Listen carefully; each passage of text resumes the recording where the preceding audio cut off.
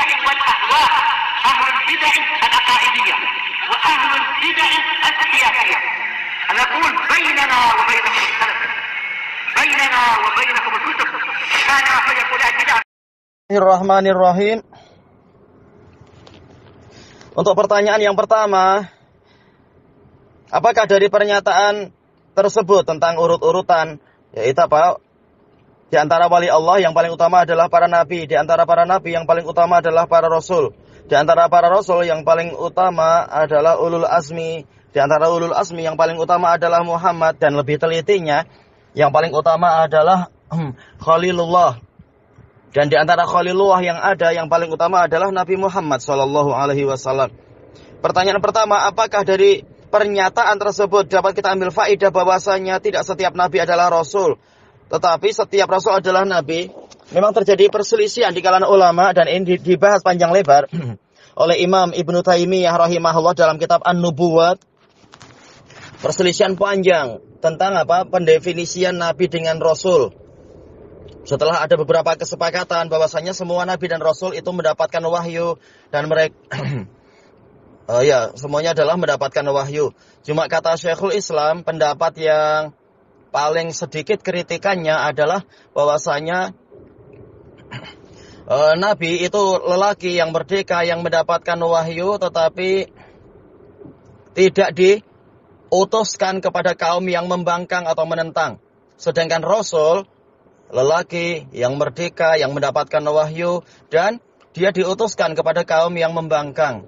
Memang ada aja kritikan terhadap masing-masing definisi, atau definisi yang ini pun ada aja kritikan, tapi ini cenderung lebih selamat daripada definisi-definisi yang disebutkan oleh para ulama yang lain. Nah, dari sini diketahui bahwasanya memang ada perbedaan antara nabi dengan rasul. Baik. Yang kalam Syekhul Islam ini lebih banyak didukung oleh, yaitu sesuai dengan pendapat jumhur.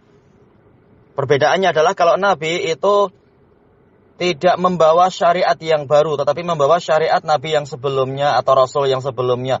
Sementara Rasul itu membawa syariat baru, atau boleh jadi yaitu dikirimkan kepada kaum yang membangkang, kaum yang menentang. Walaupun tetap aja ada kritikan definisi ini dan sebagainya, tapi intinya memang apa? Nabi dengan Rasul itu lain. Rasul lebih utama daripada Nabi. Baik, makanya disebutkan Khidir itu adalah Nabi, tapi tidak disebutkan beliau itu Rasul. Dan ujian yang dialami Khidir tidak seberat yang dialami oleh Nabi Musa. Makanya Allah memperbanyak cerita tentang Nabi Musa, karena memang pelajarannya banyak sekali di situ, ujiannya banyak. Sebelum beliau lahir aja sudah banyak ujian terkait dengan kaumnya, dan bagaimana beliau dicari-cari untuk dibunuh kalau ketahuan beliau lahir, dan seterusnya sampai akhir hayatnya diuji oleh kaumnya sendiri bahkan, dan seterusnya mengalami ujian. Yang kedua, dijelaskan bahwasanya Nabi Muhammad SAW lebih unggul daripada Rasulul Azmi. Betulkah itu? Sementara dalam hadis Nabi mengatakan la tukhayyiruni bainal anbiya, dan seterusnya. Jangan kalian melebihkan aku di antara para nabi, juga la tukhayyiruni min bainil anbiya.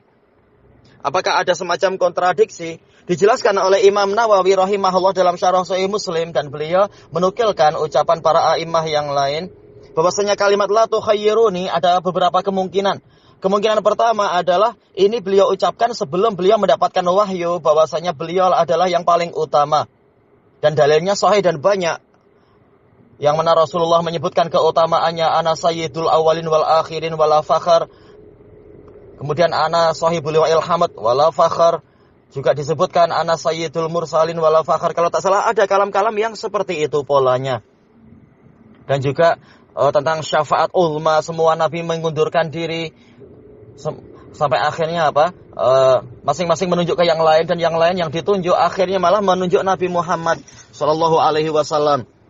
Dan seterusnya, dalil banyak sekali menunjukkan itu. Demikian pula masalah dibukanya pintu surga tidak diberikan kecuali untuk Nabi Muhammad. Yang membuka adalah, yaitu dibuka pertama kali adalah untuk Nabi Muhammad SAW.